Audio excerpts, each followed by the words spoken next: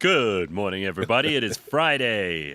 We've been sitting here for like an hour. Yeah. I mean, just waiting for that countdown clock to run low. And every time it got to 20 seconds, we thought, oh, good, the show's going to start. And it just didn't start. So we just carried on sitting. I've got two people you've never, ever seen before on the show here with me this morning. Siwe and Ben. Look at this. Everybody's back. Everybody's back. Hello, Ben. Hello, Siwe. Now, you may notice Ben looks like a gangster from East London. Yeah. And I don't mean East London and the Eastern Cape. I mean the east of London. Mm-hmm. After going to Scotland for a little while, come back with very different haircut. Yeah, different haircuts. I was going to wear a hat, but my head's a bit swollen. So hats don't fit me. I put this on and it just hurts. Okay, so no, this is a hair transplant thing, Yes. which you've been speaking about doing for years. And when Ben told me he's thinking about it, I'm like, do it. Yeah. What the fuck are you waiting for? This could give you 20 years more of looking young. Okay. For a lot of guys, I mean, I've got another friend who he has hair and he's shaved it. I'm like, do whatever you want. Just do it. But don't fuck around, because it's the agonizing over like years of trying to make a decision. You're just wasting good years. Just do it. Now Completely. You've done it. How do you feel?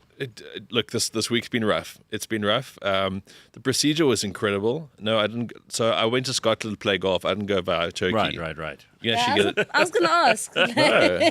LV Armani here in Santon, like the coolest people. Yeah. You go there. That's where all the cricketers go. They do. Right? I mean, like every cricketer goes bald at some point. They do, Gareth. And they don't want to be. And like, I'm a very honest man. And I like to be honest around my friends like you. And it's a bit pathetic when you start losing your hair as you get older, because you start doing funny comb over things. You do lose confidence. No, my worst is those guys who have not given up yet on hair, but they've only got like 3 strands left. They try and do something with it. Love it for So them. I want to wake up in the morning. I want to just like have a shower and go get about my life. Yeah. Mess around with stuff. But it is quite a thing here, because they take obviously from the back. Mm-hmm. So your back is your big donor area, and then they put it at the front. So like... And painful? The first night was sore. It felt like someone had smacked me with a panga from behind. How are you meant to sleep? Upright.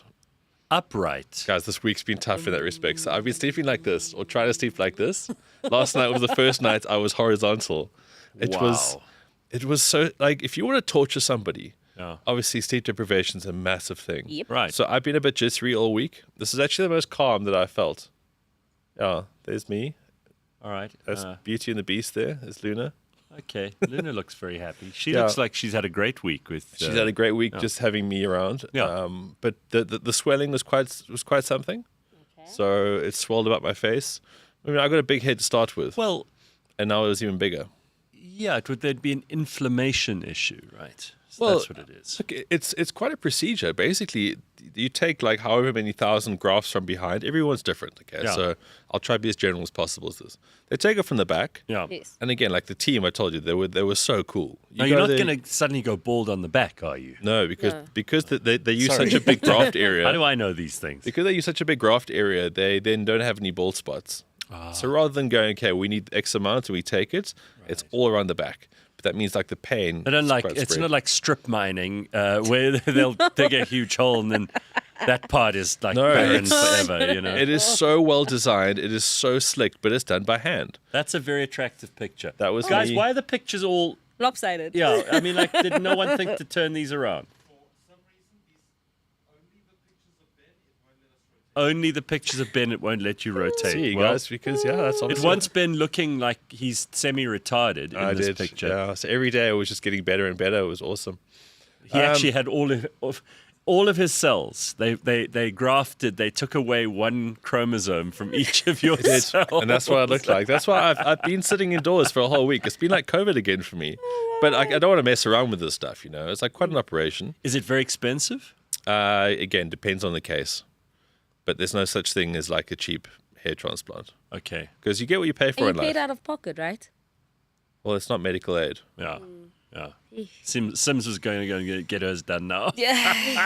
I'm good, guys. Guys, it's a massive investment in the future. I think it's quite normal. Like before I went to this clinic, I thought that it was just guys who go to Turkey, and then you realize how normal it is and how busy this place is. And like if you're over 40 and you've got a good hairline and you're not Gareth Cliff, there's a good chance you've gone to this place. So you're the standard Gareth.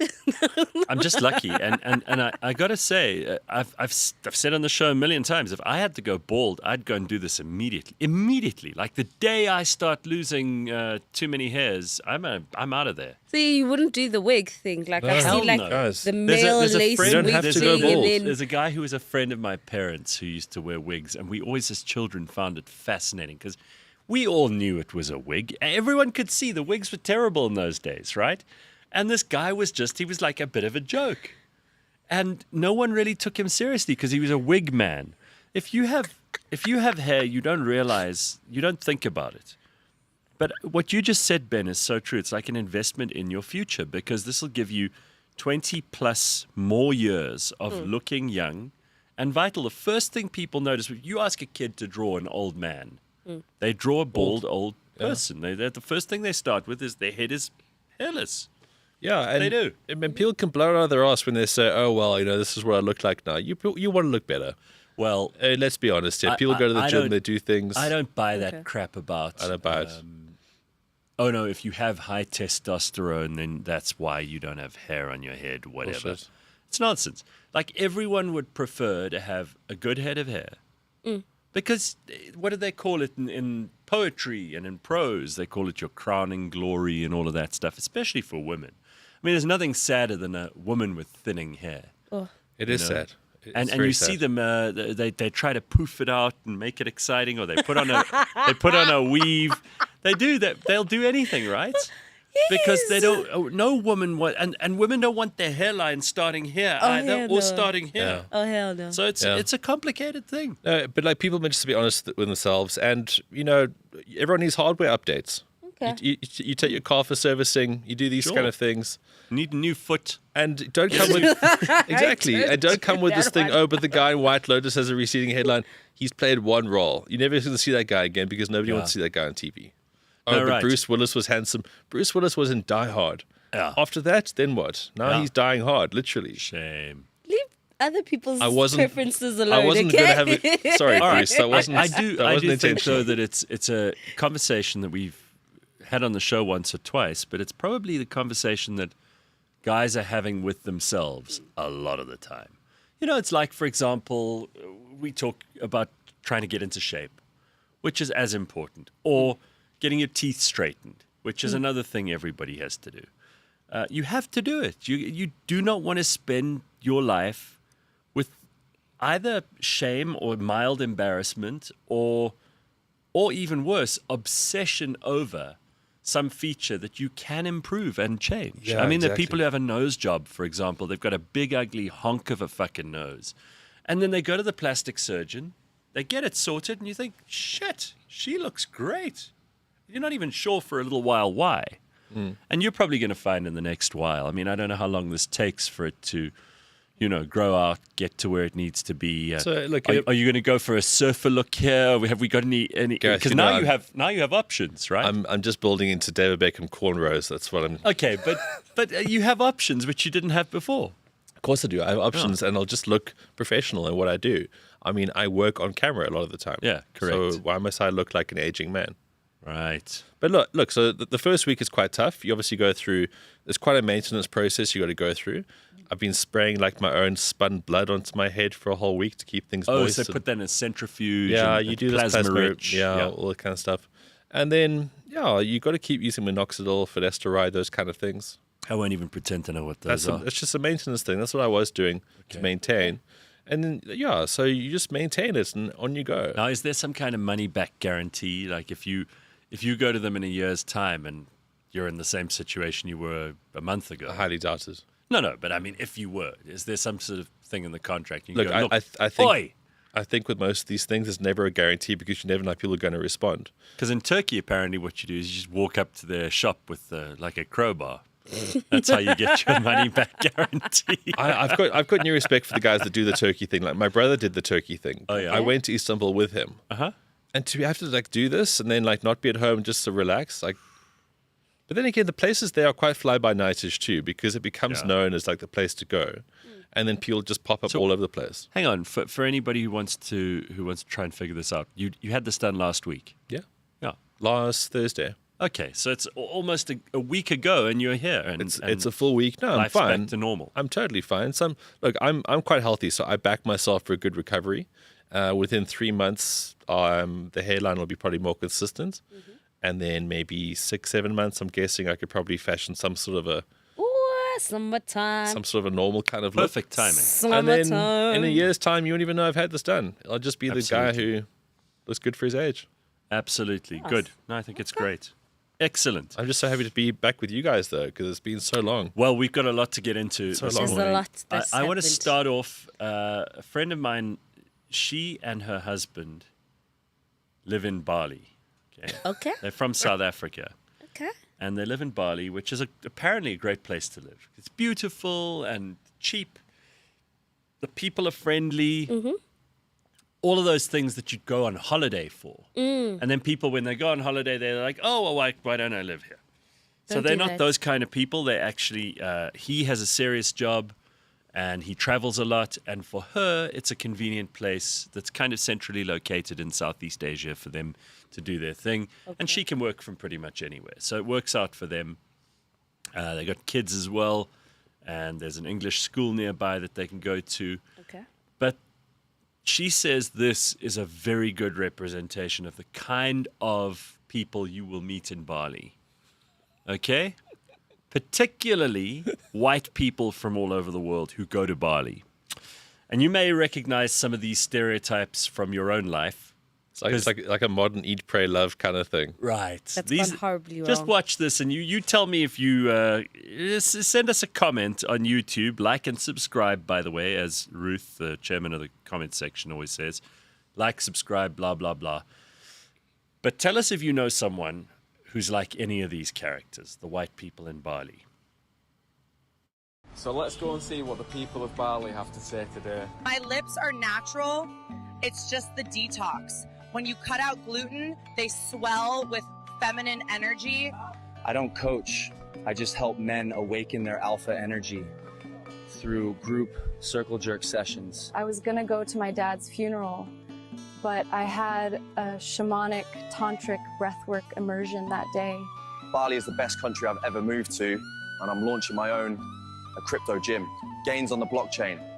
I just feel really connected to the culture. I've had 3 smoothie bowls today.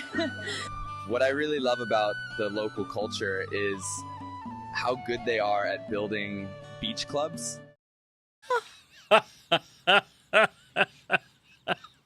I know people like that. They belong in Bali. Do you want to go to Bali? Oh, really? Not anymore. So I've done Thailand a few times, and I know what that sort of Southeast Asia thing is. I've been to Indonesia. Yeah. Bali for me is just, I don't know, Meh.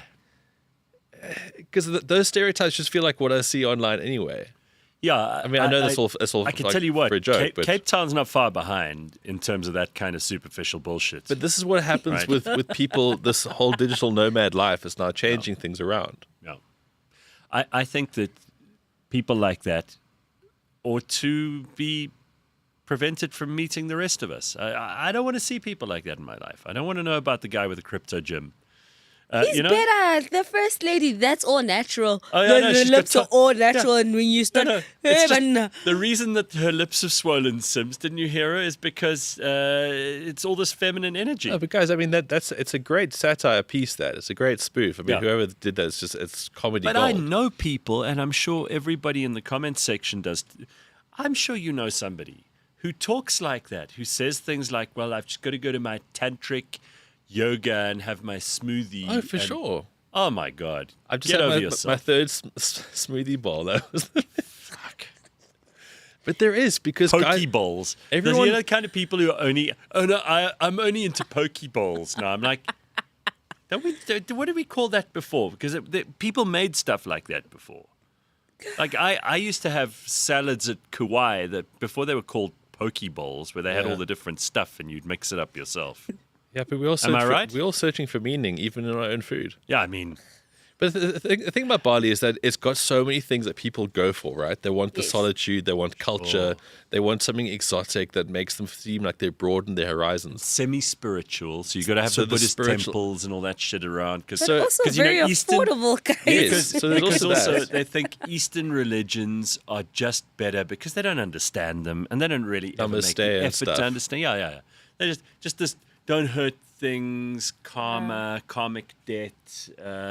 Breathe in your anxiety. Yeah, learn. Become one with myself. Right, exactly. But that's what I think. But I'm fascinated by this whole Bali thing because it's just packaged what so many people look for. And I think Thailand was maybe a little bit too rough and raw because it's their own thing.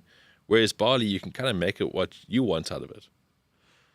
Well, we have lots of people here in the comments who've got plenty to say. Let's just start off with this. Gareth, we still not talked about what a puss Dan Corder is. That performance on Piers Morgan made me want to puss clap him. Okay, we haven't because I don't really have a whole lot to tell you. You go on a show. I didn't know very much about Dan beforehand. I've never watched him or listened to when he was on radio. I don't know anything about the guy. I really don't. I will say that it struck me that he was like one of those kids at high school who's in the debating club and who doesn't have a lot of friends and is trying to show you how clever he is. And I've never really got along with people like that, so I don't know that I'll ever be able to tell you more about Dan than that. But I don't think he was horrific or embarrassing, and I don't really think about him, so neither should you. But he's a character like those white people of Bali. Maybe. He is. Maybe. Why is he wearing beanies in summer? He's a character like those people. Yeah, I always wondered if there was something terrible he was hiding under his... No, guys, living. You wear one beanie. Why does he wear three? Yeah, no, what? Character. So it started off with like load shedding and how like every other day we were getting notifications, stage 2, stage 10, whatever. So he was like, I'm going to wear this beanie, and if we go 1 week without like having load shedding, then I'll like take it off. And then like we didn't go a week, and he was like, well, it's been like a month, I'll put another beanie on, and then like another beanie on. So that's how it actually got started. Thank you, It was like a running gag about like load shedding, and now it's his identity. Well, we see we're not in the club. We don't understand. Well, now we know. Thank you. What can you say about a Durst wearing 3 condoms on his head? All right, Bitcoin Butt, we got to move on. Let's just see here. Someone wants to know, Ben, did you get hair implants? Hell yeah, Harmin. Well, Harmin, we started the whole show talking about this. So go back a couple of minutes on the show and... Yeah, it's legit. You're only allowed to comment again when you've done that. Thank you. So yes, as you can see, I got a hair transplant. But his own hair. Yeah, I mean... There's not some... Brazilian boy running around with no fucking hair on his head and Ben's taken it all. You know, like those women who buy the weaves that are from some Indian itinerant laborer. Yeah, because it's Brazilian virgin hair. Yeah. You know? Well, that's someone else's. Yeah, that's what that is. I've not harvested anyone else's hair. You've harvested it from another person. Whoa, Would you like my teeth? Yeah, sure. How much you got? Here we go. Have some teeth. There are young Russian girls shivering out right now. Relax. Okay, once you've bought something, it's officially yours. Okay, even if I bought hair, it's my hair now. What, like a slave? I mean, would that be an acceptable purchase? I mean, really? Once I bought it, it's mine. All I'm saying... Carry on, this is intriguing. All I'm saying is that once I have bought an item and it's on my head, it is now mine. It's part of my identity. It is my hair. You can't tell me where the lace is at anymore. You know, I do love what a capitalist Siwe is, and I can't really argue with that. Well, everyone is if they're honest. Sure. And if someone has no money and they want to sell you their hair... Let's do it. Sure, let's make a deal. There's that's a literally market. called human connection. Like, that's why we're here. Right. Come it's a on beautiful now. thing. And But- if it looks like it's mine, it's mine. Sure, but Ben didn't steal anyone's hair. I didn't. That's important. I for people consulted to extreme professionals to make it happen. know. All right. I knew someone like those Bali people, says Bitcoin Butch. She was a friend of my lady and a full-on hippie squatting at our house with her 14-year-old child. I asked her to get out, sour grapes. Let me tell you something. People who come and squat at your house, and I don't know how long she With spent a 14-year-old child. With a 14-year-old child, you're a better man than I. She was 28. It would take me, my parents said, because they might sell their house, right?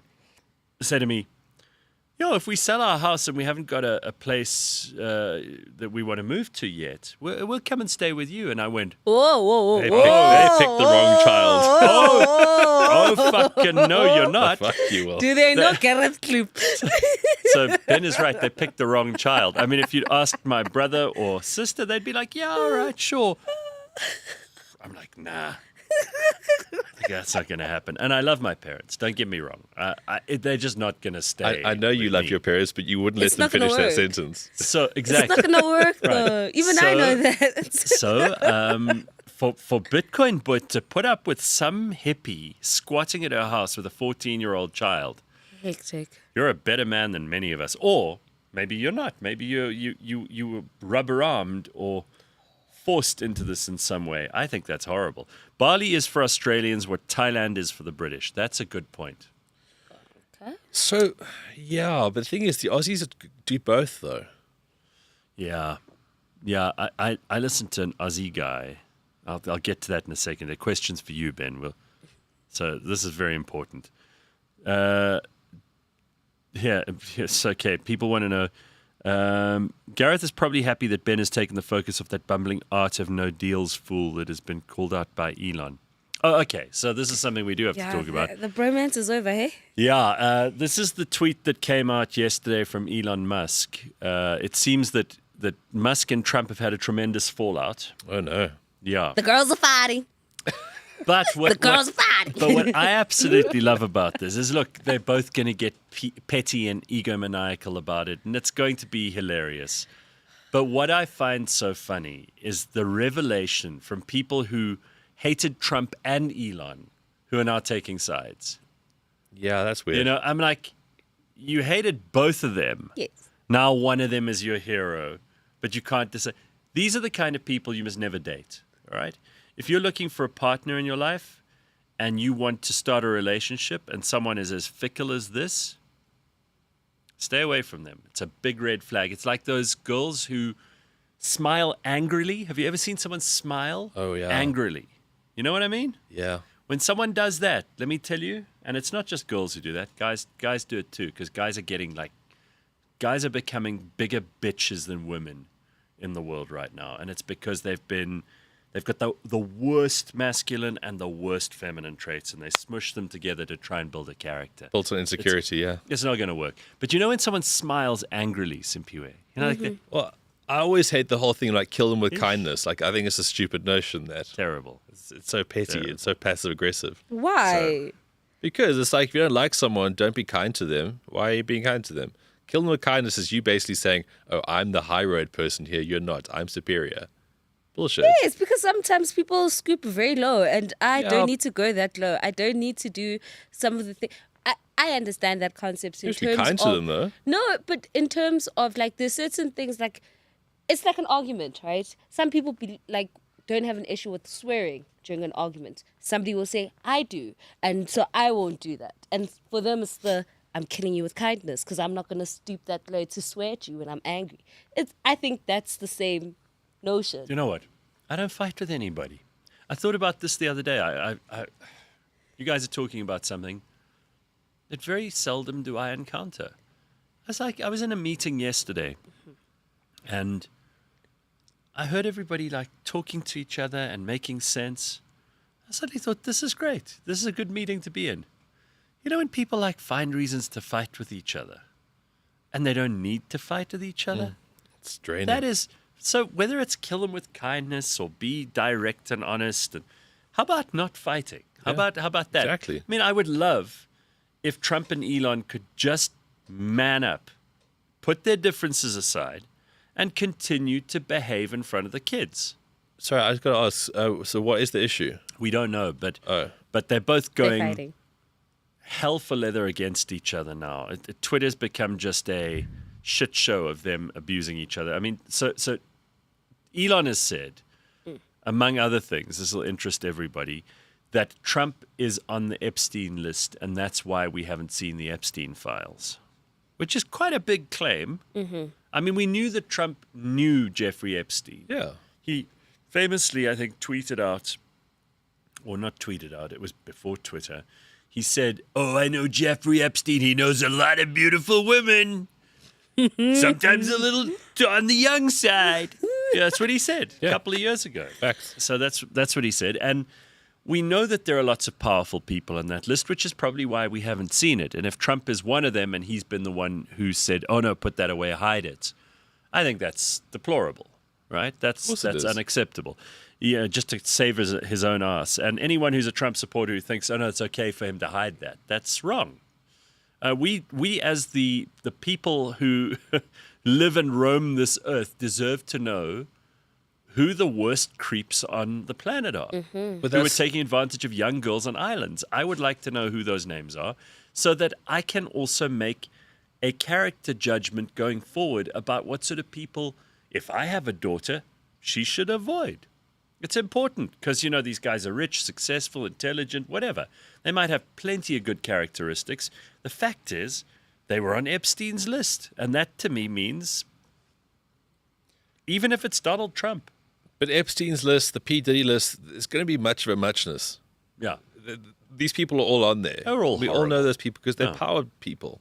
And they're famous people. Yeah. They're people who both Diddy and Epstein would have wanted to extort money or influence from. So we've got to know. I think if anything comes out of this stuff, it should be, and I hope it will be, that we can take away the mystery once and for all of famous people and powerful people and realize they're just people, and a lot of them are creeps and freaks. Well, yeah, I think for present company, that's always been, we got there a while ago. Oh. But for they're on these lists, guys. They are. So the Elon Trump thing continues to deteriorate. Trump was saying things like, "Oh, I don't know why Biden didn't cancel all of Elon's contracts." So he's trying to cancel those. It seems like either something really bad happened. They had some argument about something, like a married couple, and it just spun out of control from there, or that there's still the possibility that they're having us all on. I mean, these guys are both turbo trolls, right? Yeah. They know how to work the internet. Trump is probably the greatest marketing mind of all time. Yeah. And Elon is, whether you like the guy or not, he's a very, very intelligent chap who has unreal energy when it comes to getting shit done and changing the world and thinking big. And all the stuff that we've been raised to believe is a part of the package deal that is success. But the thing is as well, that they're both completely obsessed with what they do and who they are. Yeah, it could end very badly, but I don't think it's, for all those people who are celebrating a little too much, again, the ones who smile angrily, for those people, don't get too excited, because it's not going to mean the complete destruction of the Trump empire and his hold on power in the United States, which seems unassailable at the moment, I've got to tell you, mostly because the Democrats are just so shit at everything and they cannot get their act together. But also, it's not the end of Elon. He's going to carry on doing what he was going to do anyway, which is run his 200,000 companies or whatever they are. And let's watch the show. It's going to be fun. Yeah. I'm not taking sides. I'm not on the Elon side. I'm not on the Donald side. Let's see what happens. It's going to be fun. You can't say this isn't a good movie. Highly entertaining. Constantly. Highly. What do you think? I think the honeymoon stage is over, They were like, "Oh my gosh, you're so powerful. No, you powerful." And then it's like, let's hang out together. I'll bring my kids to your house. And then it's like, you're so cool. And then one day you just see them for who they are. And you're like, you're such a bitch. And now the girls are fighting. So I'm here for it. I'm like, let's go. Someone made a comment earlier, the Real Housewives of Mar-a-Lago, which I think is hilarious. Let's go. That's all I'm saying. This is what's happened. And they'll be fine. Just how a lot of the times these things, they're gonna eventually meet again after 6 months and they'll be like, "Oh, we're fine. We signed a new deal. It was new awful." Deal. Yeah. Got a great new deal. That's probably true. All right, Ben. Max Sony says, Ben is not telling us the truth. He lost the Arsenal bet. That is why. He had to get his hair shaved. You still think I bet on Arsenal? That's the part of the story I find funny. All right. Let's see what else we got here. Hello, beautiful people, said Elizabeth Barker. Hello. Hi. Hello. Welcome. It's always nice to see new names in there too. Snipe says, I know, and you've said it I know if you've said something in public and shared it in private, I'd call you and we resolve it, not a public spat the whole world can see. Talking about Elon and Donald, obviously. But the relationship has been public. That's the thing. That's what I'm saying. Like, we saw them all buddy and all lovey-lovey. Of course, when things go left, it's going to be on the streets of Twitter. Let's go. I'm here for it. Like, let's see how it goes. Hamin says it's not a big deal. She says, guys fight. They will get the bromance going in no time. Men don't hold grudges like women. Yeah, also true. Well, who knows? I mean, Donald Trump does hold a grudge. Well, the thing is, but we don't understand the egos at play here. Because like when you say, Gareth, you don't fight with people. Because you haven't got an ego, you're pushing on someone the whole time. If you got to be in the room the whole time and remind people who you are. I think those guys both have tremendous egos. Of course they do. They have to be where they are and do what they do, they have to. You'd think with all the drugs, because we were joking about Elon and the drugs, and when was it, Monday? You'd think with Elon and the drugs, he would have done enough mushroom trips or ayahuasca or whatever else to have played his ego down a little. See, I've got a theory around that. Yeah? Hear me out. It goes back to the whole Bali thing, right? Yeah. When you are trying to quench your thirst for the spirituality and the balance and all this kind of shit, you don't. You just carry it on because now you want to find something else and more nuanced. These people who go on all these mushroom trips and they keep doing them, yeah, you didn't really quench the thirst, did you? It's now just what you do. Okay. Once the tap is open. It's time to buy a Tesla. Well, we'll see. I think Donald Trump might firebomb a Tesla for all we know. I reckon Trump was sick and tired of being Elon's kid's babysitter. His rent-a-grandpa days are done. Mapello reckons it's all fake. That could be interesting as a thought as well. All right, so we got to get into a few other things. Speaking of Australians who came up in the conversation earlier when we were talking about Bali, these two Australians have a pretty interesting idea about what rich people should do to enjoy their lives. Because, you know, I don't know if you feel the same way, but some of the rich people I know are really miserable and they have horrible lives. They have money, but they never enjoy it. They're trapped within this whole thing. And they don't know how to get out of that because they're so in the making of money mode that the enjoyment doesn't dawn on them as an idea. So these Australian guys, I don't know what their show is called, but I've got to get more of this. They have an idea which I think could be brilliant. And just before we play the clip for you, you need to know what a bogan is. If you're not an Australian, you probably wouldn't know that term. I've got friends, one of my friends sent it to me and said, well, I didn't know what a bogan was until here. So a bogan is like a working class Australian. Right? So it's like a blue collar, really a referee in the ages kind of Australian. Yeah, you know, like the kind of Australian we would have associated with Australia before, you know, Melbourne started having Michelin star restaurants and that kind of thing. When they basically just drank beer and farted and called all their girls Sheila and had like nude pictures in their wallets and things like that. That's Australia. They have lived in homes that moved. Right, exactly. And really the descendants of convicts and that kind of thing. So the stereotypical Australian, these days, the better Australians, the more sophisticated ones, will call them bogans. Okay? Mm-hmm. So here we are. Take a look. People in the lounge that are busy on their MacBook Pros, riding the NASDAQ, too nervous to eat, can't enjoy what they've earned. They're too busy. But if you assigned a bogan to every single one of them, they could enjoy the fruits of Will you have a bogan to enjoy the experiences they can't enjoy because they're too busy making the money that allows them to have the experiences? Like you give a bogan like a voucher to a 5-star hotel, they're like, fucking hell. Yeah. This is all right. And they're just in a state of ecstasy. They're like, they're bringing it out to you. A warm towel.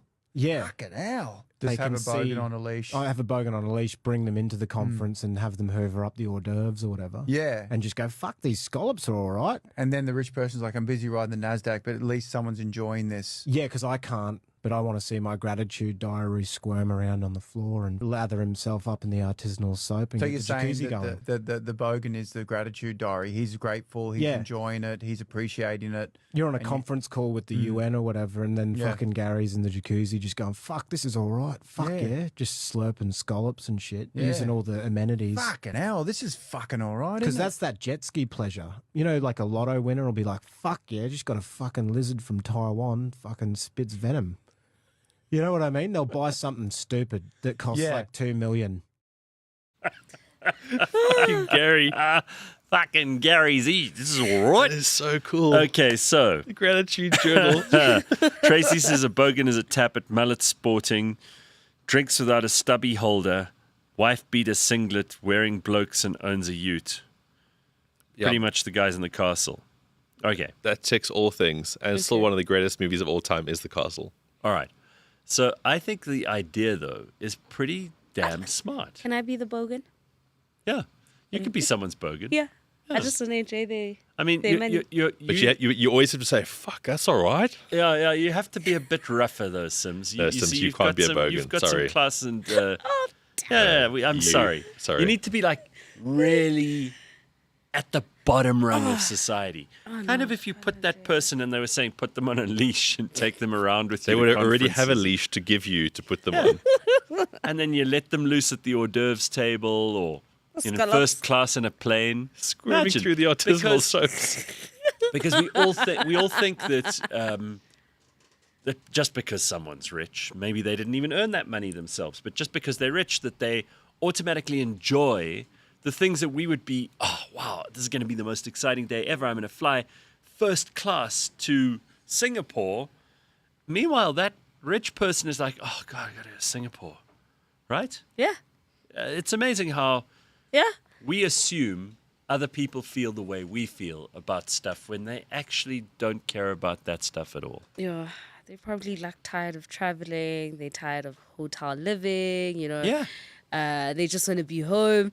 They don't even want to order the scallops anymore. They just like want, just a young quarter. But they can't do that. But the thing about when you become super, super rich, not that I am, I'm not speaking from experience here, but once you get to a certain level, you can't sort of come back. So it must be so mind-blowingly fun to be a Bogan because the bar is so low. Everything's fucking amazing. Whereas the first class guy, nothing excites him anymore because you can't rediscover, like, I don't know, fried chicken. You can't rediscover the first person who bought you a cold towel on a hot day in a hotel. You can't rediscover your first spa treatment. No, you that's can't. true. So for a Bogan, it's like the world must be awesome. Well, it's like drug addicts. They'll say to you, they're always chasing that first time. Yeah. Because the first time they did whatever that drug was, it was the best time. And ever since then, it's got like a little bit more boring along the way. I think the same thing happens with money. The same thing happens with almost everything in your life. But I think there's a great movie in there. It's like the Bogan that changed, like Pretty Woman. Okay, it's a great movie of all time. It's aged brilliantly. Yeah, prostitute so Richard makes good. Richard Gere is the rich man here, right? But now the prostitute Julia Roberts, she's like, fuck. She's a bit of a Bogan actually. She goes, fuck, this is all right when she gets into the hotel, and she's in the bubble bath and she's getting room service, and she is. Yeah, she's the Bogan in that shopping. story. And because this is all right. I'd like those. It's like, fuck, this is all Give right. me 10 of those. She walks down Rodeo Drive and she goes, fuck, this is all right. And the thing is, so Richard Gere had his Bogan on a leash with her, and she made him rediscover his life. Right. And then he started, like, reframing his life. Yes. Fuck, what a cool story.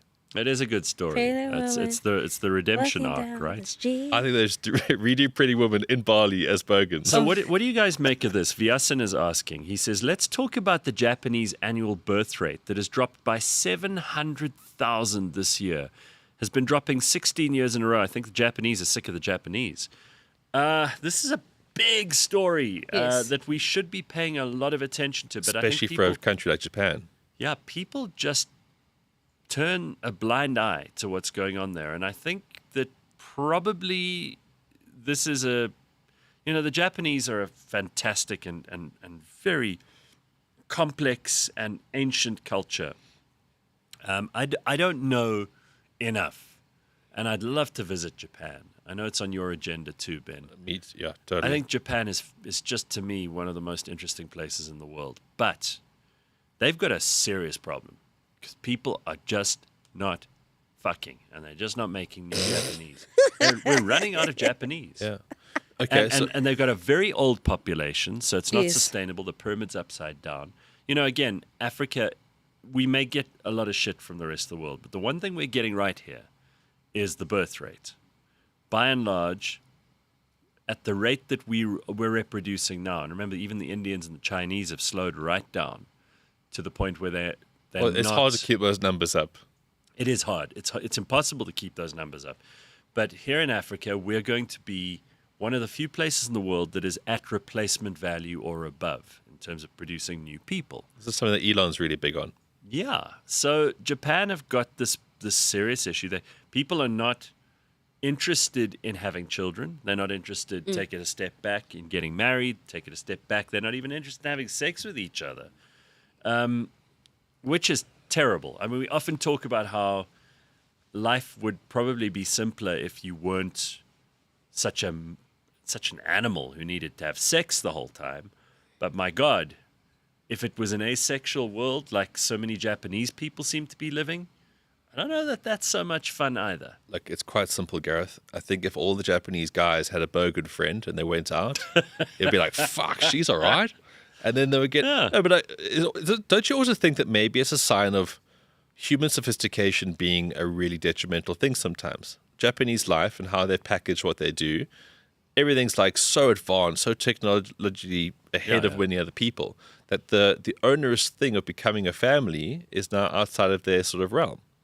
Well, I think you've also got to build in a little bit of risk, which it would appear the Japanese people are less likely to take on post World War II for whatever reasons. I mean, it would be interesting to read modern Japanese authors. I don't read a lot of fiction, but I'm sure there are non-fiction versions of the theory that have to do with people are less likely post the defeat in World War II to go out and take massive risks and do... I mean, there are obviously businesses that have grown up since the 1940s and 50s in Japan that have been hugely successful. But the average Japanese person does not welcome random chance into their life to the degree that people in the rest of the world That was a might. villain in Austin Powers. Yeah, maybe. Random chance. That's the guy's name. And, you know, here in Africa, we're like, fuck it. Let's take a chance. Literally. Yeah, I'll go home with you. Yeah, let's see what happens. AIDS, don't worry about that. Let's just go home. Let's go and have some sex. You know, which is maybe the opposite attitude. And I don't know, this is just a theory, but I do believe that it's worth looking into this because James says no more Japanese to clean the soccer stadiums. No more wax on, wax off. Doesn't help if the birth rate in Africa is high, but the unemployment rate's even higher. Yeah, listen, there's going to be a lot of that. Yeah, people have time. There's going to be a lot of suffering on both sides, but choose your suffering, right? Either you want to be part of a population that's growing or a population that's in decline. Vietnam has just announced a lift on the 2-child ban too. This side of Asia is very worried about the replacement rate. Yeah. Congo Chris says, good morning. I saw your distress message and came as soon as I wanted to. Thank you, Congo Chris. Excellent. Graham Rogers says, 2-child, after that you'd get taxed to shit. See, the problem with this is that do you really want government telling you when you shouldn't have children?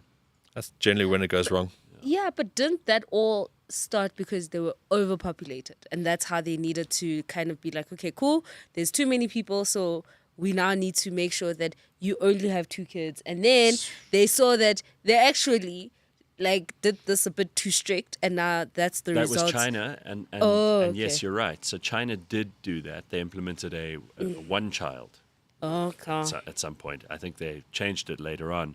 But in the beginning, and this is the law of unintended consequences, right? So what happened was that you had an enormous rise in abortions of girl children because every Chinese family wanted to continue their male line children. So they aborted any girls or swapped them out, put them up for adoption or whatever else. And I mean, who would have thought that? Well, this is what happens when you do what they call social engineering. And is that people find a way around it. So then you had all these like messages, like there were just guys around, okay? Then there was no one for the guys to have sex with. Exactly. Yeah. Which then created some very antisocial kind of behaviors. And I remember, I think there was that woman from North Korea who managed to get out, who went on the Joe Rogan podcast. And she was saying how like a lot of North Koreans are just used as prostitutes because there's not enough women in China. Yeah. And they literally just farm them out like that. So these are the things that happen when a government starts to mess with individuals, their love choices, their choice about having children or not having children. You just create a huge rod for your own back as a country. Unwanted births to recycling vats. Sure, that's nice, slippery pickle. Good morning to you. Judas says infertility also plays a huge role in this matter. Men and women are now faced with the same issues. Yeah, I've heard about this too. Again, I'm not an expert on this at all, so I don't profess to know more than what I'm about to say. But apparently fertility rates and impotence and the lack of desire from men and women to have sex, all of that kind of thing is on the rise. So Japan is a very, very worrying example of what could happen to a society when... But they're quite a saucy bunch of people because those guys are always in those karaoke bars, right? Yeah. I just don't know if it's to procreate or just to have orgasms. But that's just the thing. It's just for sex, not for procreation.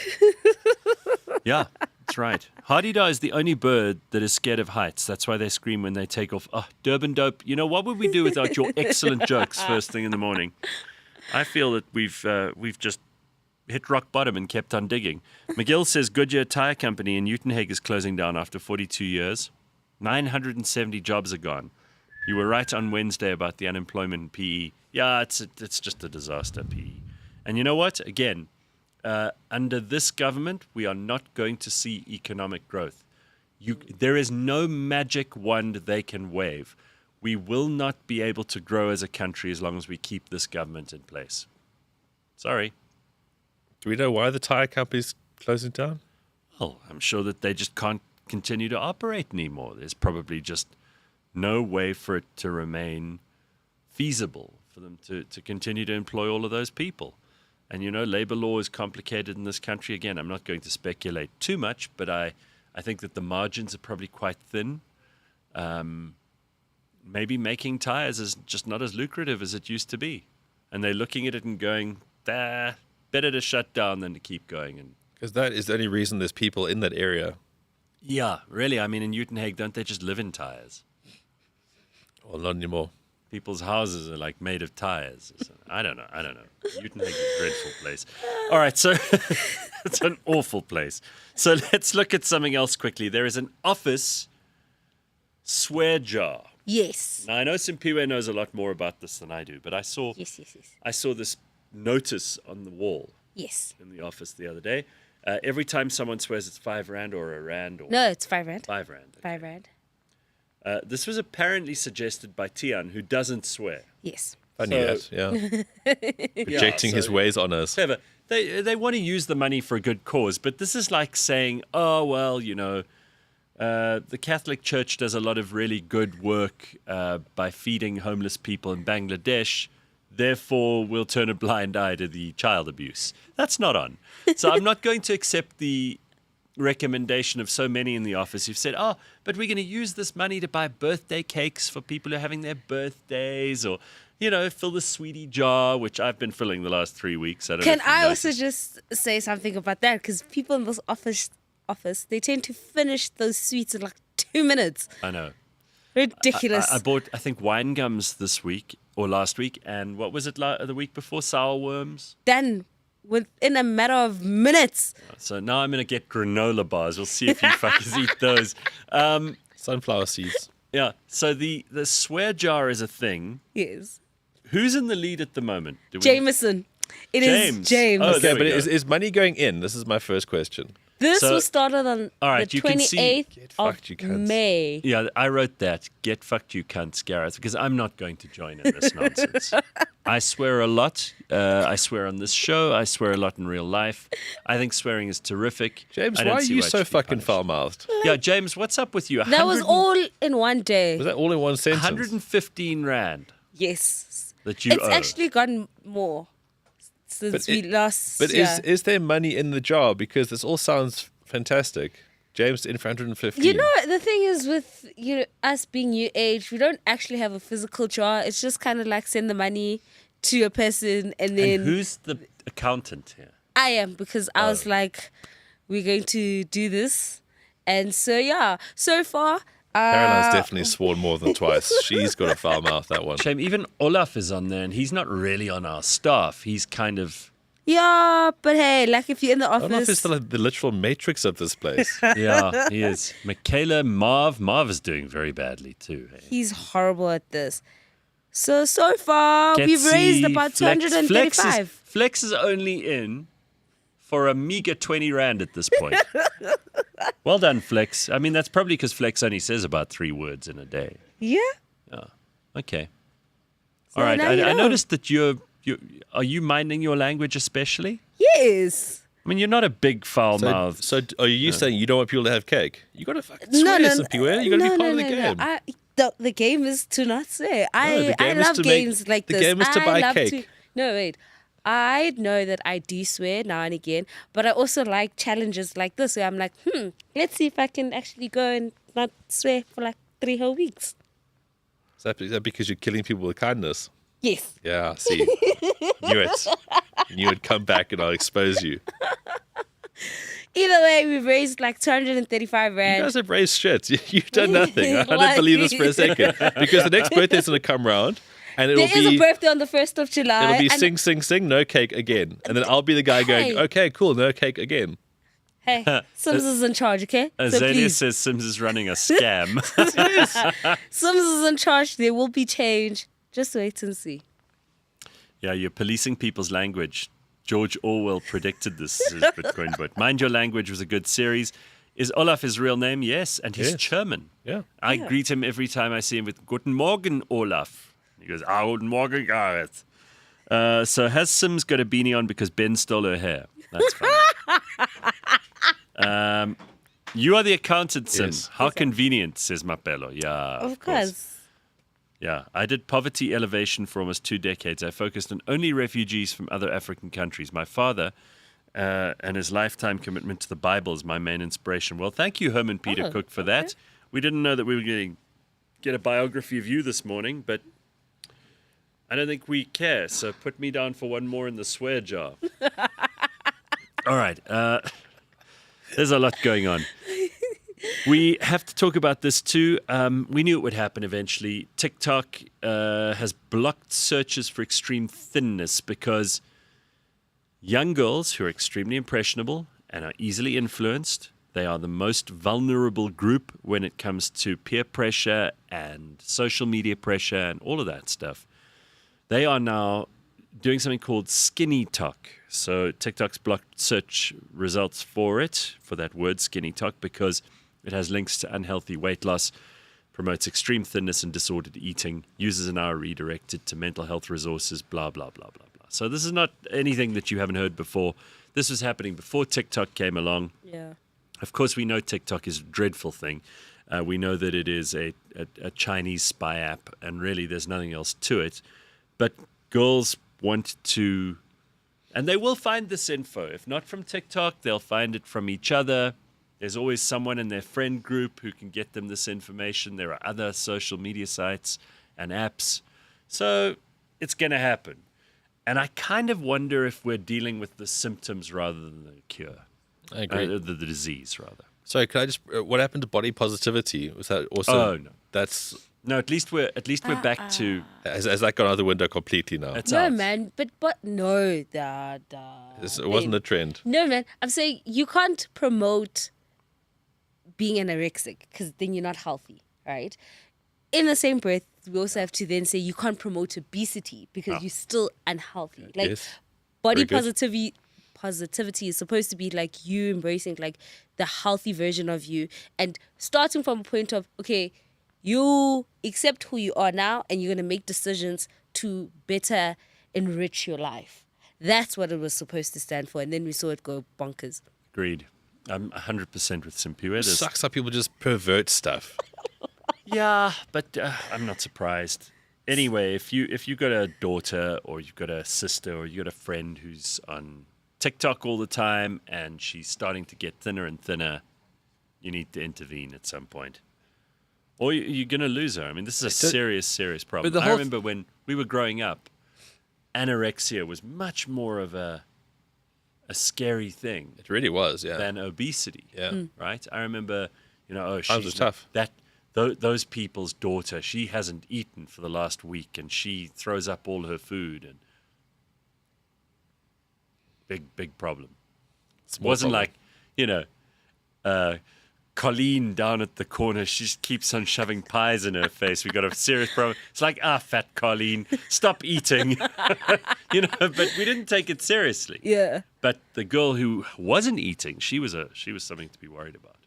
Mm-hmm. Yeah. Again, it's like all these extremes. The Japanese not having sex and people who have too much sex.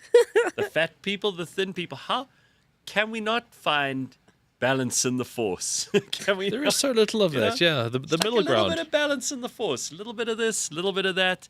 Doesn't have to be Elon and Trump.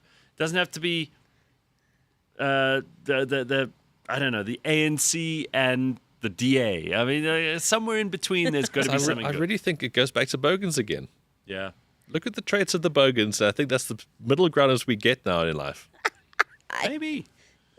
Get someone really, really poor and miserable in your life and let them enjoy things that you're not enjoying about your not life, even that poor you and started miserable. taking for granted. Someone who just enjoys the small things.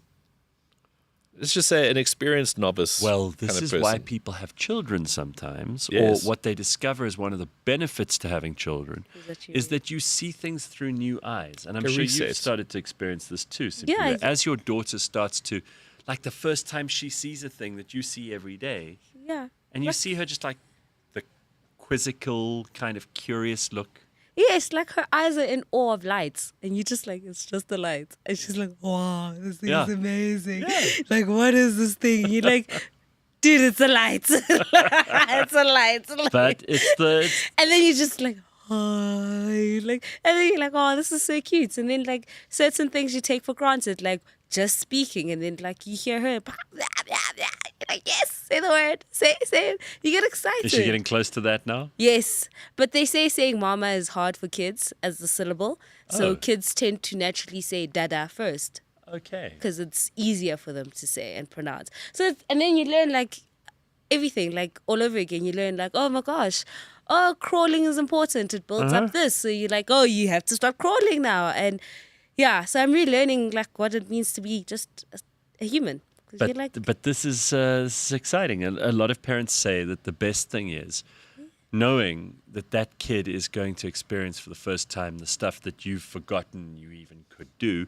And every time I go to a place or laugh at a joke or smile about something that's really beautiful, like a flower or a building or a picture or whatever, I think, wow, I want to kind of introduce this to someone else. If you think about relationships too. People do this. They like, oh, I had the most amazing meal here. I want to bring this person here to have it with me. That's exciting. Same goes for kids. So yes, the Bogan theory. Let's just call it that. Fresh eyes, showing someone who loves the small things, new experiences. Fresh eyes, no expectations. If you can live like a Bogan, embrace a bit of Bogan this weekend. I think is where we're going with this. All right. By the way, any exciting plans for the weekend? Anybody doing anything? Sleeping. Yeah, shame, Ben. Sleeping horizontally. Oh, guys, sleep deprivation has been so rough. I've been getting like 2-3 hours of sleep. And I come from like a high base, I'm obviously very healthy, got a lot of sleep, feeling really good. You need to get some sleep. And I can only exercise in a week's time. So it's another week of no exercise. Okay, well, I'm thrilled that I'm not feeling sick anymore. I was sniffing and coughing and carrying on. It was a misery to be around. Half the Monday, office was Tuesday, man Wednesday. down this week. But that's all Senna's fault, right? Yeah. She started it. Yes, Dr. Senna, Yeah. who took LHX for a blocked nose. Yeah, that's right. People who self-medicate. Okay, doesn't she produce the medical show? Yes, she does. She produces the medical show. She's surrounded by doctors all the time. Surrounded by She couldn't get it doctors. right. Okay. Listen, we're going to take a quick break. When we come back, we will have a whole lot more and some very, very funny stuff that I found on the internets that I want to share with you. So don't go anywhere.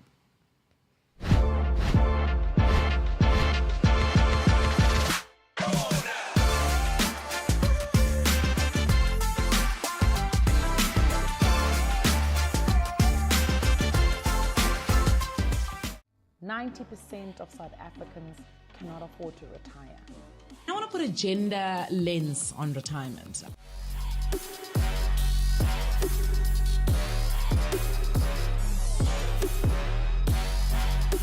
Money doesn't care where you come from. Money doesn't care who your parents are.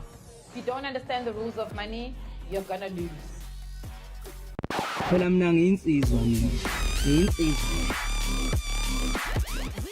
The Proteas are in a final, and with that, have another chance to win some elusive ICC silverware. Though such a topic brings up major PTSD for many fans, joining the guys in the studio this week is Josh Margolis, who is a hardened and loyal Protea supporter, who will also be attending the match at Lord's with zero fear. This makes him the perfect guest to get us excited about this match, a match in which the Aussies are favourites to win, which Sandile will be sure to remind us of on numerous occasions here. But let's forget about that and previous pains, and rather focus on what could be at a historic occasion at Lord's. It's episode 51 of the On The Bounce show. It's our big preview of the Test Cricket World Championship final between Australia and South Africa. Let's get into it.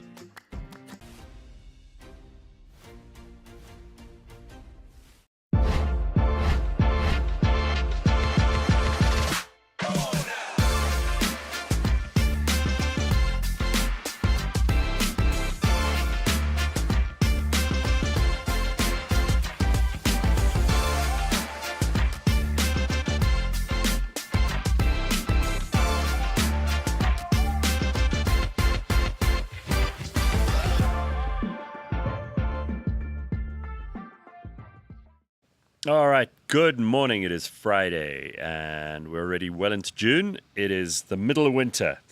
We've got a couple of interesting things to get to this morning that we haven't yet mentioned. I don't know if you've been following the Diddy trial. No. Anybody? No? You guys have given up already? Yes. I've got questions, but I haven't been following. He's guilty. Like, Yeah, we I knew heard that. everything I needed to hear from Cassie. Then I was like, Gishap, this man's guilty. Whatever happens to him now? Well, this is odd. Okay, so I haven't been following it much either, but occasionally something will come across the feed. Mm-hmm. And this was about a designer, a graphic designer, who testified that Sean Diddy Combs once lifted her over a 17th floor balcony and threw her into patio furniture during a 2016 incident, claiming she witnessed him throw a knife at his ex-girlfriend. I mean, I'll get into Cassie in a minute because there's a lot to discuss there. This graphic designer described years of witnessing Combs' alleged violence and threats, also admitting to shared drug use with Cassie Ventura. The testimony is part of a broader federal case in which Combs faces racketeering and sex trafficking charges amid multiple abuse claims. What is the thing with holding people over balconies? It's like one of those cheesy mobster kind of acts. It's like what he saw in a mob movie. Exactly right? that. Like, I'm so He's powerful. such a low-rent gangster. Yeah. And obviously for a long time Exactly. he thought he was quite a big, scary deal course. because he had money and because he was a rapper. Well, he But like- harnessed hip-hop. But as 50 Cent says, he's just like some pathetic beta male who was just taking advantage of people for sex. Yeah. By basically holding them at gunpoint. You know, sometimes the scariest thing is just standing up to these people that one time, because then they'll leave you alone. Kid Cudi wasn't taking his shit. Yeah, but he did blow up his right? car, though. He did blow up his car. So that was So you may have to undergo some material damage. But did you hear, like, even Cassie Ventura's mother, he like tried to extort money out of her, and then she had to mortgage her house or something to pay the $20,000. He said, I want $20,000. So she had to find $20,000, mortgaged her house, got the cash, gave it to him, and then he's like, okay, you can have your $20,000 back. So it was pure mental torture. What a piece of shit. What a terrible human being this guy is. I honestly hope he rots in jail just for the things we know about, let alone the ones that we don't yet. But I got to say this, maybe an unpopular point of view. Cassie Ventura says she stayed around because she liked the lifestyle. And I have to tell you, there's a responsibility to anyone who's being abused like she was. I have massive sympathy for her because nobody should be dragged by the hair and kicked and hit and beaten like she was. But you have to stop this yourself first. You have to say, I'm out. Even if it means you don't get to drive the sports car or have all of that disposable income, show off your life on Instagram, you have to be prepared to make a sacrifice to save yourself. Because if you put up with this stuff, first of all, it sets a very bad example for younger, more impressionable girls who think that life has to be about abuse and that every man who gives you something will take something else away. Yeah. And I don't like the idea that what we're doing is giving Cassie a free pass here, even though she is the victim, and I agree that she should be treated as a victim, and she has come off as a very dignified, decent woman, actually. In her own right, she doesn't seem to be anything trashy. She was up there on the stand almost 9 months pregnant. And the bits I've seen and the things I've heard and the reports I've read show her as a very sensible, together, kind of balanced human. I want to give her credit, but I do think you got to get out. If my message to any person who's in an abusive relationship is it's not going to help you 5 years later when you're testifying in court, 10 years later, 15 years later, when you get a settlement from a monster like this Diddy. You have to get out early so that you do yourself less damage. Can we just stop with and I know this sounds very, very crass, but this having your cake and eating it approach where you want to be in the relationship because you're getting material stuff. You're getting money, you're getting cars, you're getting a lifestyle. But you're damaging yourself by being with this horrible person. Have the self-respect, and I'm not saying Cassie didn't, because she's there now bravely standing up and saying what needs to be said. But have the self-respect in an abusive relationship to get out while you still can. Who knows how many women never made it out that are in shallow graves somewhere now because of some disgraceful, despicable, deplorable human being taking advantage of them and treating them like a slave, which is what Diddy treated her like. You know, you can't send him texts like, oh, can't wait for the next freak off if you're being abused. You actually have to stand up for yourself before anyone else will stand up for you. Unpopular opinion. Yeah, I mean, and the thing is, abusers don't change because they literally hunger for power. So they're not suddenly going to go, you know what, I've been a bit of a prick for the last 3 years. Let's try something different. Yeah, he's not. It only gets worse. He's never going to come home and stick to his word of saying, "Oh, I'm sorry about what happened last night, and I still love you." He's going to keep doing that. It's never going to change. He is, because any man who raises a hand to a woman will do it again. There's something wrong with him. There's something disgusting and wrong with him. But there's something about humans that like a bit of danger, though. There's also that. Yeah. We can never just rule that out completely. Now So we're hearing... why are you laughing? I want to get your thoughts on that. No, because this whole thing, like, true. everyone loves a bad boy, that kind of shit. That is true. It blows up in your face so hard. But I'll tell you, the thing is, you like the bad boy when he's rough and tough over there with the others, right? You still want the guy to be nice to you, and you want to have that kind of like, oh, you know, he might be mean to everybody else, but I get his sweet spot and he's nice to me, opens the door for me, buys me all of this. And I think that's the allure to it. It's like, ooh, you're so mean and sexy out there. And then you don't realize that people don't switch off, hey? They're going to bring that meanness right back home. How they treat the next person, they're going to treat you on their bad day. And that's the sad reality about wanting that bad boy, is that he's eventually going to turn on you. I guess like the male equivalent is the lady in the streets with the freak in the bed. But ultimately, there's going to be lingering issues there as well. Yeah, because for her to be a freak, she had to do some things. You can learn and you're not going to like it. You can learn a lot of life by rap lyrics alone. This guy gets worse and worse, this Diddy. Yeah. Now holding this woman over the balcony.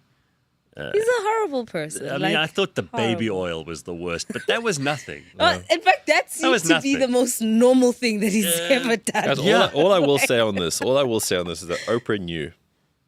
Yeah, I know. All of these things. Epstein. You're going to bring Oprah in? Yes. Epstein, Diddy. Hold all the friends accountable. All of this stuff, Oprah knew. Really? Okay. Jeez. Kanye, everything. Oprah knew. All right. I will leave it at that. Okay. She's not Take that what you want. as amazing anymore. How many men are also in shallow graves after sipping that unusually sweet coffee? Well.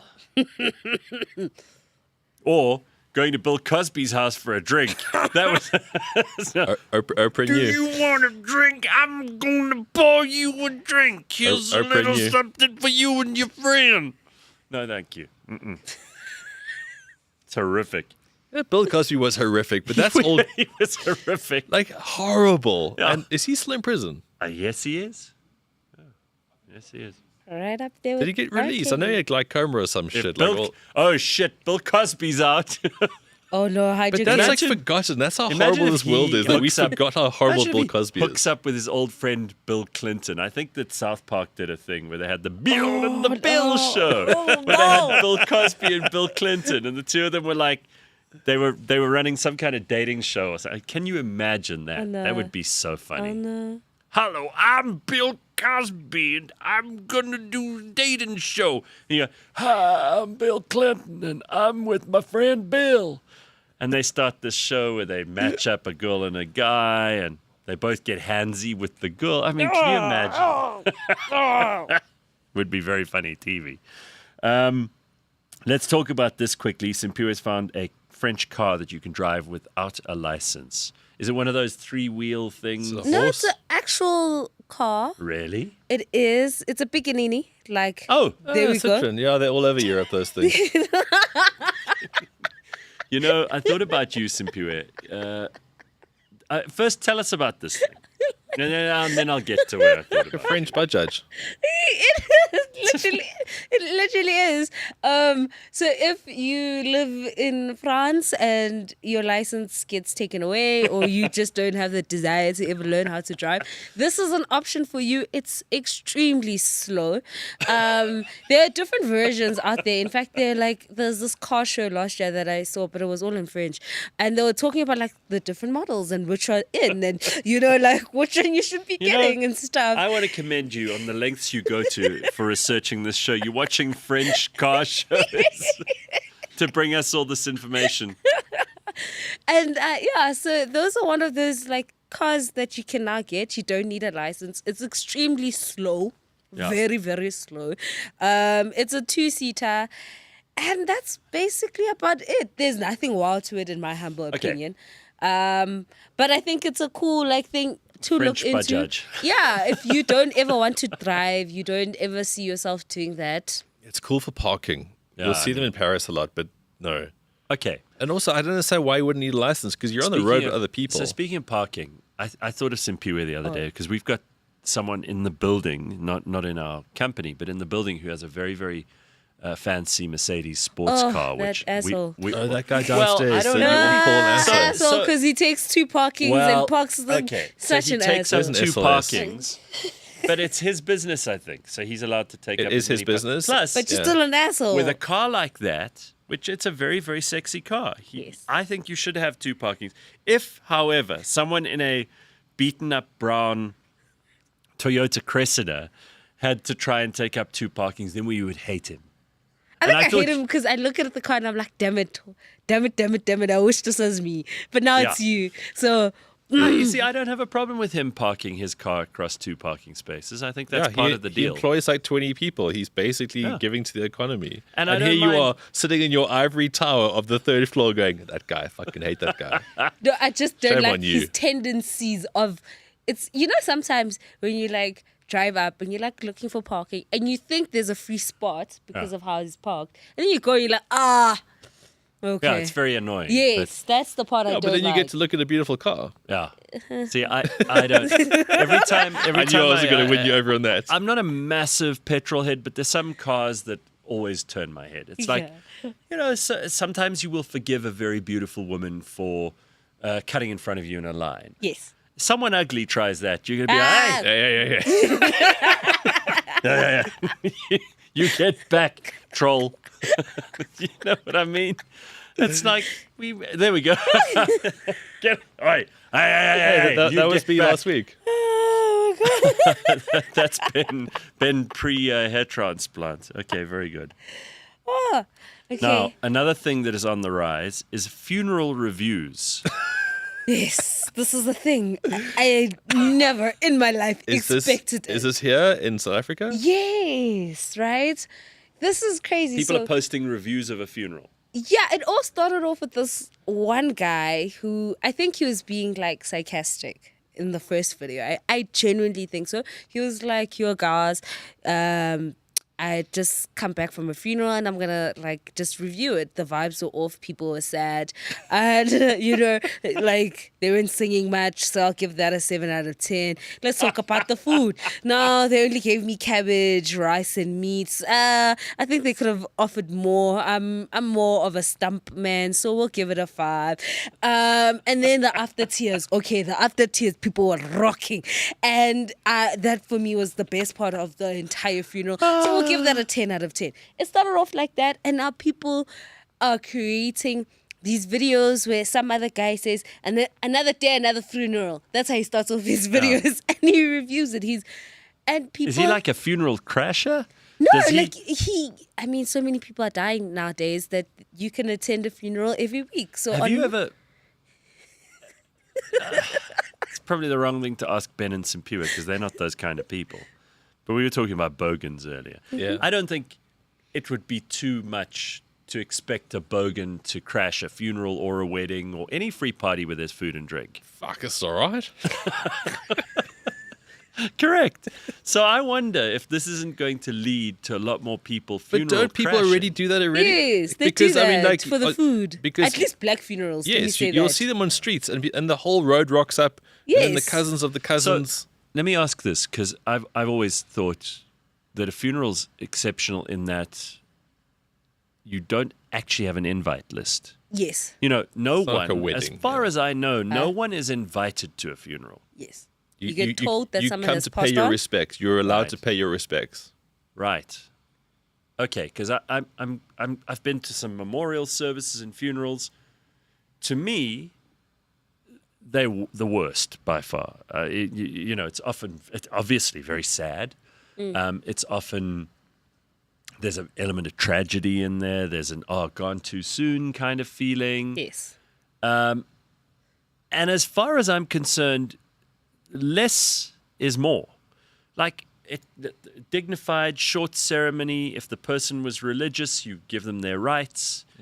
You have family and friends in the inner circle. They should be the ones to lead the thing.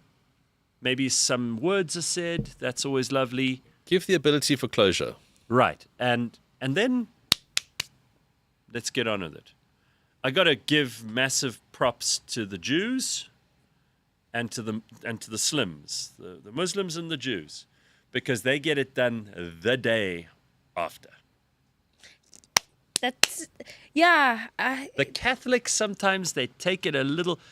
That Pope, they had that guy lying out there in the fucking sun, baking after 7 days of being dead. And I'm like, you got to put this guy in the ground now. Bro, he probably smelled horrendous. Well, with all the incense, who would have known? But my point is, no one should be hanging around that long. And I do think it's really important to have what Ben said as closure.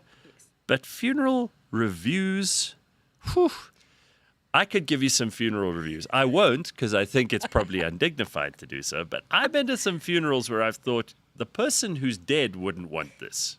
Yes. You know, and someone's decided that we need entertainment. Oh, yeah. In America, there was a whole show, a reality TV show. I don't know how true this is, but I did watch it, where it was titled The Best Funeral Ever. Oh, yeah. Oh, yeah. And then basically what would happen is a funeral parlor. It was a specific funeral parlor. They're the ones who actually licensed the show. Their clients would come in. So my grandmother has just passed on. And then I described to them the kind of person my grandmother was. So I'd be like, she was loud, she liked music, she liked talking and whatnot. And they were like, okay, cool, thank you so much. Well, and I think the family gets to pick the coffin. But then the funeral parlor does everything. And based off what you've told them about the deceased, that's how the funeral is going to be. So if they liked entertainment, guess what? There's people singing and whatnot. The coffin is then coming with like speakers. If the person was athletic, guess what? The coffin is going to be, they're going to hold it and then someone's running and stuff. So they really made it a very It's a production. Yes. And I found that so weird. I was just like, why are we doing all of this? Because some of the funerals were outside because the person was athletic and, it's on the track for the... South Africans, we have huge amounts of money that go into funerals. Yes. Massive. It's a huge industry. Companies like Clientele and other funeral people, I mean, these are people who make a ton of money. You've got little funeral parlors that are family run that have become mega multi-million rand businesses because it's a moment that people really are prepared to spend a lot of money on. You'll see people, they'll pay their funeral policies before they'll eat some months because they don't want to end up ashamed of their own funeral. Yes. And it's a weird thing to me, and it may be weird to some people. Oh, no. Because I don't do think... that. Pay your funeral policies. No, sure. I'm that black girl. Pay so that once you've passed on, we don't need to stress about how we're going to bury. And also this comes from the fact that like we do funerals like a week after you've passed on. So there's a lot of money being spent once you've passed on for that week and whatnot. If you can just make things a little bit lighter, and also because not all families are the same, and some people they're very underhanded and they do things very like, oh no, we don't have the money, but there was actual money, put in place. It's better if we know that your policy is going to pay for everything. It's just better. See, they should be hiring you for those ads. The way you just explained it. I'm like, shit, okay. The point is that it is a big business. And I'm not surprised now that reviews have started to come in. Hey, this is what's exciting. Funeral influencers. Another day, another funeral with my man from Clientele Life. Here's the guy who started this thing. Let's see this. Hey guys, so yesterday I was at a funeral, so I'm just going to review it quickly. The first thing I'm going to review is the vibe. The vibes were off, honestly. Like, everyone was just sad the whole time. It was such a cool joy for me personally. Like, I'm a bubbly person, So when I got there, everyone was sad and crying, and I'm like, it was really, and also it was boring. Like, there was no music or anything like that. Like, no games. Like, literally, there was nothing you could do for fun there except for, like, sit, so... I don't know, man. The vibes for me personally were off, so I'm just gonna give that a 2 out of 10. The second thing I'm gonna review is the food. The food could have been better, honestly. Like, I don't understand why they couldn't have served like gourmet burgers. We literally had samp, beef, and cabbage, and I was like, okay, why are we? The samp was definitely overcooked. It was like super mushy, to the point where I was like, what is this? Is this a risotto? What is this?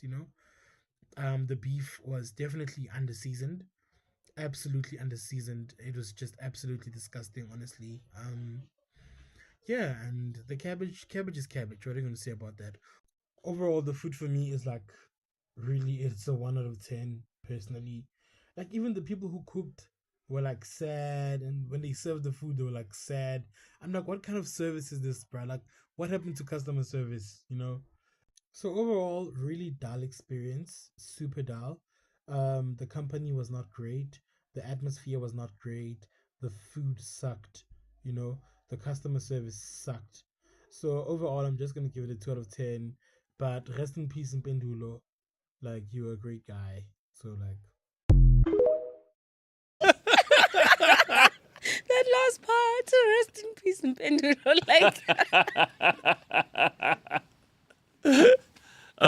Okay. I think that's great.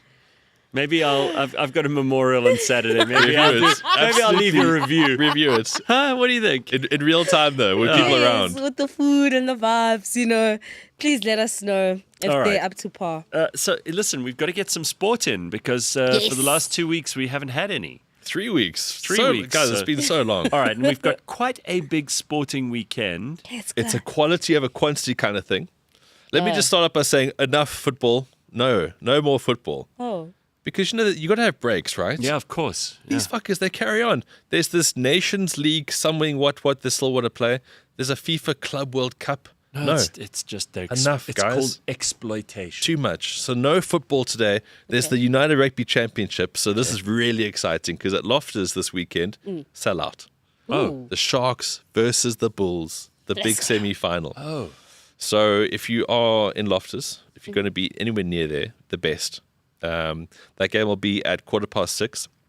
So the Bulls essentially are going to be big favorites for that one because they just are a better team. The Sharks had that funny penalty shootout, which you and James both butchered horribly on Monday. Yeah.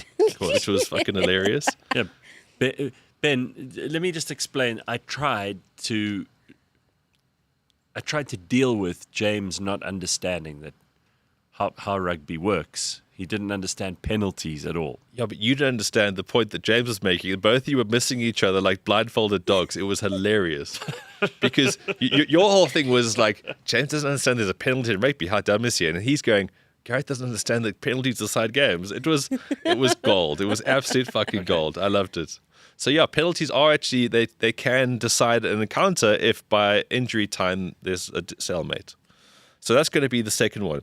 The first semi-final, Leinster versus the Warriors from Glasgow. Okay. So last year, Glasgow beat Leinster, and that's why the final was at Loftus. Okay. So we're all praying that this can be the same thing again, because also the Irish Oaks are a bunch of dicks. Okay. So that'll be at 3:45. All right. URC semi-finals, so damn exciting. French Open. Ooh. The finals of the French Open. Ooh. So, like major tennis tournaments, the first week no one really cares. There's lots of people you don't understand. Mm-hmm. But now we've got the finals. So in the women's, some people which I know you're hugely excited about. Is Naomi there? Naomi Osaka is not there. Oh. But Coco Gauff is there. Oh, she finally made it through. She finally made it through. Finally, she had a kid and couldn't come back. Yeah, Coco's spilt it a few times here and there. There's a bit of drama around her. Know she's quite extra. Yeah. She's quite extra. She finds ways to lose, but she beat Boisson, the French lady. Okay. So she was the big hometown hero, blah, blah, blah. No chance getting to the final. Okay. So Coco's in the final for the second time. She's a second seed, and she'll be taking on Ariana Sabalenka, who is a beast. Ooh. She blitzums the ball harder than anyone who ever played women's tennis. Is your money on her? Yes. Okay. So she beat Swantik, the Polish woman, who was the fifth seed. So that's going to be like a dream final. You got first seed versus second seed, Sabalenka versus Gauff. And then in the men's, that'll take place today, the semis. So remember back in the Paris Olympics, they played tennis at Roland Garros. Yes. And now the cool thing about the French Open, the semis now, is that all three medal winners are in the semis. That's very good. Yeah, so Musetti, who was the bronze medalist, he'll be taking on Carlos Alcaraz. That'll be at 2:30 today. And then the big one, 7 o'clock, Sinner versus Djokovic. Yes, Djokovic is still there. He's 38, whatever he is. A lot of people are going, oh, I'm so sick of Djokovic. But give the guy credit. Wow. It is so incredible to be that old and to be going against these guys. So, Sinner had that big drug ban, which wasn't really a drug ban, which was a drug ban. He's the best. Okay, that tall, lanky ginger. Djokovic's just finding ways to win. He beats Zverev in the quarters. So again, we've got a dream final potentially happening because I think Alcaraz is going to beat Musetti, but whether it be Sinner or Djokovic, because then it's got 1 versus 2. If Djokovic could somehow get through this one and somehow get Alcaraz, it'll be the Olympic rematch basically because Djokovic won gold at Paris. So yeah, I mean, like the French Open, some people say Wimbledon's a lot more exciting, and I don't really care about that one. But the French Open is still pretty cool. It's still pretty sexy. It's on the red clay, Roland Garros. There's also UFC this weekend, guys. And we haven't spoke about UFC in quite some time. Okay. And I'll tell you why. Because it's been boring. I'll be Who's the on the first to admit card? it. I will stand out here and say, I got you all into UFC. I told you how cool MMA was. But it's been dog shit for quite a while. Yeah. If Drickus isn't fighting, it's hard to get a card that you're excited about. But this one's pretty good. So we have UFC 316, Merab Dvalishvili will be taking you on Sean O'Malley. So Merab is this Georgian guy. He makes Quacker Smith look like a model. His nose is like yesterday. Sure. I think we've discussed him before. He's quite something, but he's like this nuggety little oak. He's so hard to beat because he's like this little bog troll, but he's so strong and tenacious. Whereas Sugar Sean O'Malley is like this taller, striking, aesthetically pleasing fighter. And many people give him shit by basically saying that the UFC tried so hard to create the new Conor McGregor through him. So the guy's got a lot of shit, but he is good. He did actually win the title. Okay. Merab took it from him, literally, just took it from him. Oh. So there's a massive troll fest between these two. It's going to be a great fight, so I'm really excited about that. So that's okay. Merab's side profile is the most flattering profile for him. Okay, so it's not going to be this card, but thanks for the visuals, James. But that is these two people. Okay. The other two people fighting on the co-main event is a women's fight. Okay. Okay, now I don't normally go into the women's MMA. No, I don't like to see women. I don't think beating it's that each other. exciting, and I think unfortunately the talent pool is just hugely shallow. Okay. It's just there's the facts. It's not me being misogynistic. That's it. But this fight, I think, is going to be hugely exciting. Why you say that? Juliana Pena is taking on Kayla Harrison. Now we do have a picture of that. James, could you please pull it up? Ooh. Those two women are squaring Why off there. Juliana Does this look Pena on the like left. Mob wives. She's a feisty Venezuelan. And Yeah. then Kayla Harrison, so she went to the Olympics and she fucked people up. Oh, really? So she's a wrestler. James, we've got another picture of Kayla Harrison to kind of show you there. Oh my That god. is Kayla Harrison. Okay. If I had to train MMA for like 5 years and really put my back into it, I still would not be anything like Kayla Harrison. No, that's an Beast, impressive. Sure. I And mean, she's not my look and feel for, a wife. But for an MMA fighter, that's your look for and feel. wife, She- but not for wife. Not for wife, No. Gareth, not for wife. But Although she would probably plow the fields very well. she comes across as quite a sweetheart. But this I'll fight, tell you what, she'll plow you into the ground if you give her shit, though. I'm so intrigued by this Yes. fight, okay? So Juliana Pena's been talking a whole bunch of shit. Now, she became famous because she beat Amanda Nunes, who is like the GOAT of women's MMA. But Amanda Nunes, I don't know if it was just a bad night for her. She just succumbed from nowhere. I think she's got too much out of this fight. Okay. Kayla Harrison is going to basically run through her. It's going to break her shit. Say what you want. I think it's going to be a great fight to watch that. Not that I'm into violence per se, but I think that's going to be a decent co-main event. And then the rest of the card's actually decent. We've got Calvin Gastelum versus Joe Pfeiffer. Joe Pfeiffer's going to win that. And then we've got Mario Batusta versus Patchy Mix. Now, Patchy Mix has just come into the UFC. Many people say that he is like a potential title run person here. Okay. Hugely excited about that. And then Vincente Luque versus Kevin Holland. So the UFC is worth watching this weekend. And if you do like the golf, next week's the US Open. So in lead up to this will be the Canadian Open, which is a really big field. But the most important thing, guys, next week, the Proteas take on Australia Let's in the go. ICC World Test Championship final. This week on the Bounce Show, we had Josh Margolis, who is the biggest Proteas fan in the whole world. Yeah. And most knowledgeable cricket person I know. So this week on the Bounce Show, you got to catch the episode. Is the perfect preview for this huge event, which takes place from Wednesday next week. It's a final, guys. It's a final, the World Test final. Oh, I'm so damn excited. Okay, you about seem that. excited. And cricket takes a lot to get you excited about cricket. I know, because I really fell out of love with cricket, but it's at Lord's. So basically, I just hope the weather holds and the game is good, because it's 5 fantastic days of drinking. I've got friends who are going to London. Obviously, I've got friends who live in London. There's Australians, there's Bogans, there's all kinds of people who will go to Lord's and just 5 days on the lash. I think it's a wonderful prospect and just reminds you why sport is so amazing. Speaking of why sport's amazing, I mean, part of your trip to Scotland was to go and play golf at St Andrews. Yes. Tell us about that. Oh, Gareth, I mean, I know you feel this way, like with history and going to the great cities of the world. Sure.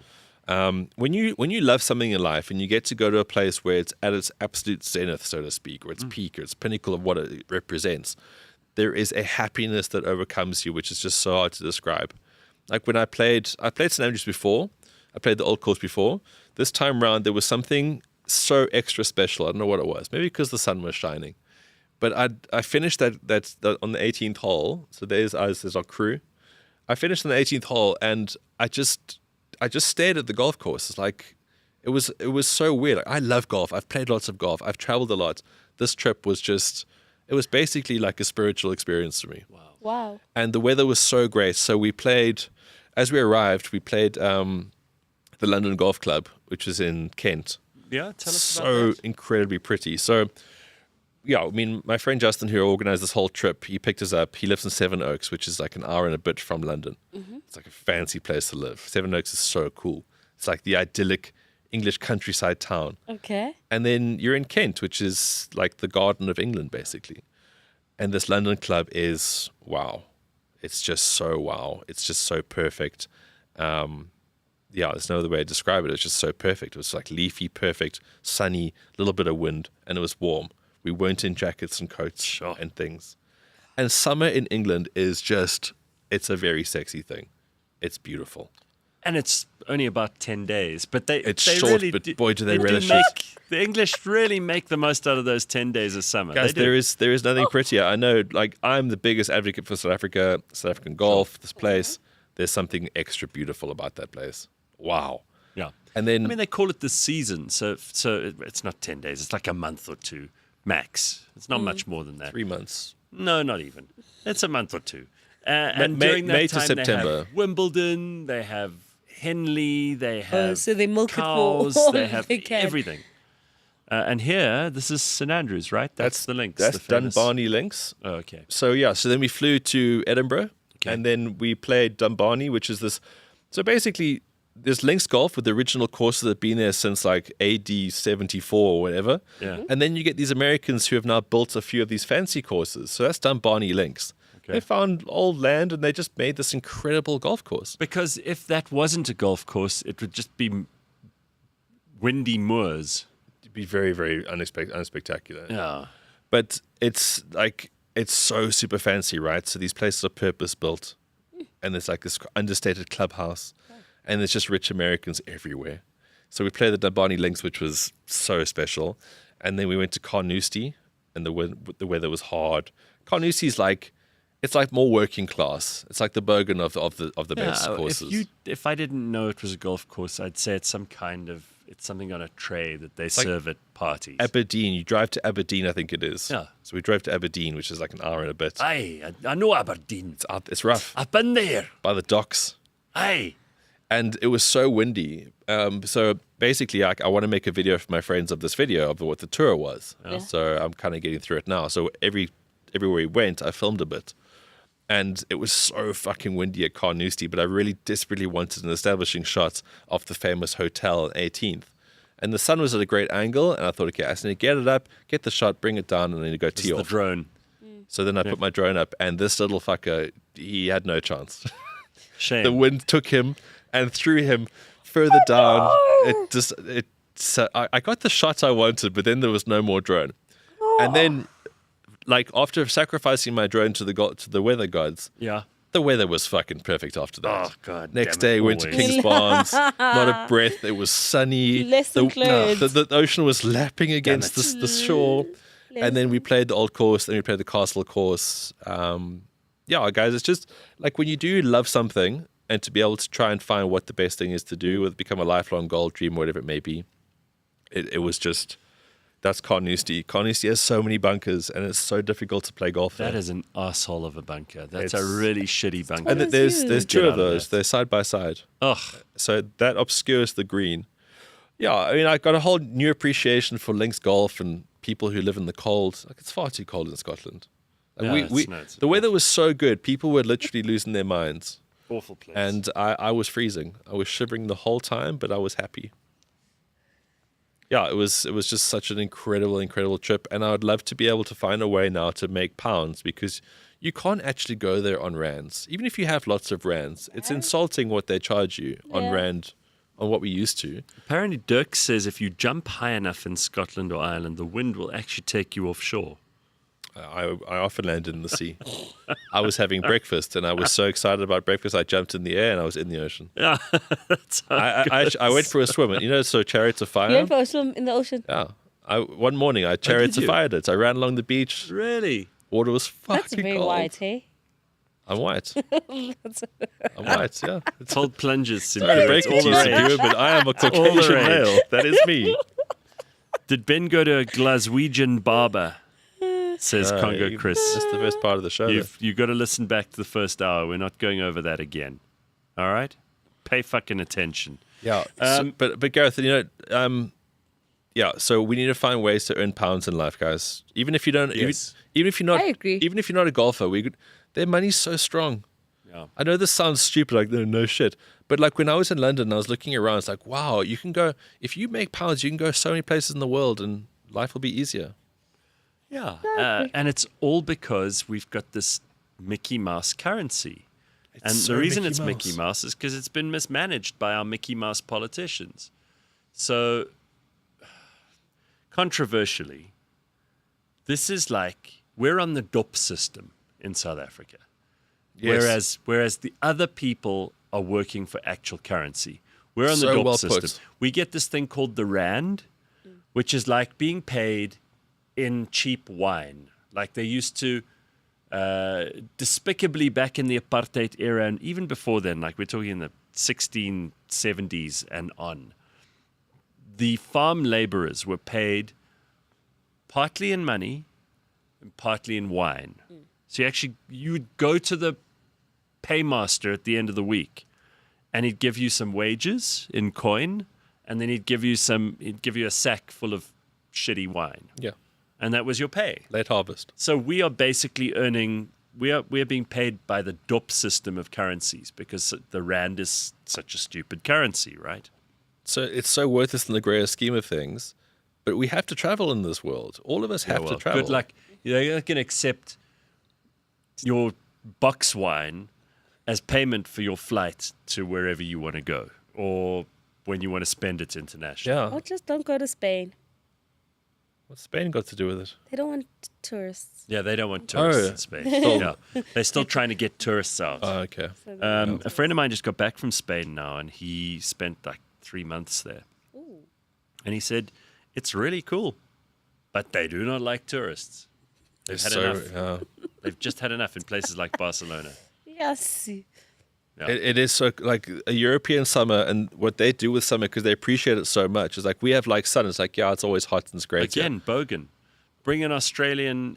Bring a European here, and they'll go, "Oh wow, you got such lovely sun, and the country's so beautiful." And we just like, "Oh, jumping traffic. Oh shit." Yeah, I mean, I felt I actually unlocked some Bogan when I went to Scotland. I was like, everywhere I went, it's like, fuck, this is all right. Fucking hell, this is all right. Fuck, it's all right. And we went to these rich places, and I saw these rich people just being all rich. And they're like, okay, right. I guess we're going to tee off now. It's a bit windy. I'm like, fuck, it's all right. Because I don't care about the weather. I was in Scotland. Fuck, I was happy. All right, very good. I like this. This is excellent. So they found a 200-year-old condom decorated with erotic art. And they've decided to put it on display at the Rijksmuseum in Amsterdam. They're showcasing a 200-year-old condom. It is likely made from sheep's appendix and decorated with erotic imagery. So they've decided to display this. I don't know whether it was on some guy's Johnson back in the day. And, How did they even find it? archaeologists are always digging around I finding reckon that shit must they have been like a freaky butcher back in the day. Spend a whole day making sausage from the sheep's appendix and the lining. It's like, you know what, I'm going to make a sheath of something else here. Yeah. No. Yeah. That's how condoms got made. I'm pretty sure a I'm butcher sure. invented a condom. I think it was worse than that. I think it was some kind of perv who wanted to put his penis in something. That he shouldn't have. And then he thought afterwards, after you're probably doing right. that, he was like, there's a potential other use. After he'd finished, he went, I think there's another use for this thing. That's how it happened. Telling you now. First, immediate gratification and then big idea. Yeah, there's a bigger picture here. Definitely. A wild elephant wandered into a grocery store in Thailand and calmly snacked on rice crackers, bananas, and a sandwich. Yeah, with those Thai elephants are chilled though. And left without harming anyone, leaving only muddy tracks behind. Known for foraging in homes, this is his first grocery store visit, this particular elephant. Is this his thing? Yeah, he forages and he'll come to your house and go like, hey, what you got for me? But those Thai elephants are small as well. Eh? Yeah. But still, like, bad habit. Yeah. It's a very bad habit. Don't do it. His first grocery store visit, highlighting the growing conflict between wildlife and humans. Yeah, let the elephant come and snack every now and then. For example, we let vagrants sit on our street corners and do Tik. I think we should allow elephants occasionally to rob a store of a couple of crackers. Yeah, because I'd rather have the elephants than the vagrant Tik addict. It's quirky, right? Yeah. Yeah, I guess. Or the guy who's smoking really low rent weed under a bridge. Yeah, I don't want that guy. That was another thing I loved about being away.